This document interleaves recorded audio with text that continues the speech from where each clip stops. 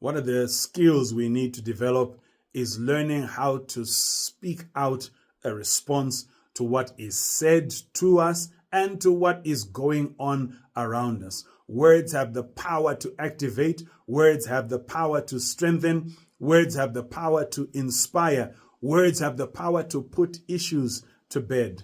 When God began to speak to Gideon, Gideon was in a bad place. He was a coward. He was hiding and he had no prospects in life. But what God spoke to him inspired him. All God had to do was begin to call Gideon a mighty man of valor. You will be surprised at what you inspire in yourself. You will be surprised at what you inspire in others just by what you say about yourself.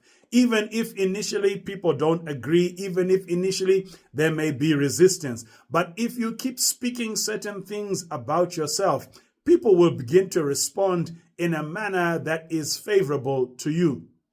When people come and they speak things that are not in line with where you need to go, that are not in line with your ethos, that are not in line with what you believe or want to achieve, it's important that you continue to speak what is true. You continue to speak what you are after so that the words of discouragement are nullified, so that alternative plans do not take root in your mind, so that you don't begin to see things that someone else wants you to see instead of what you should be seeing.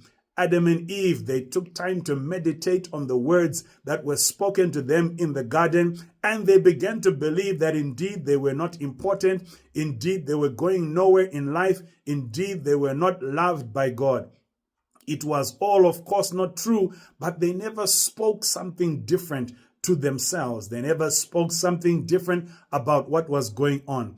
It's important also that we are broadening our knowledge base if we want to give ourselves words that we can use to speak when things are not going the way we want them to go, words that we can use to speak when we need to encourage ourselves, words that we need to speak when we need to begin to create things that are not in existence in our lives, in our circles, in our atmosphere.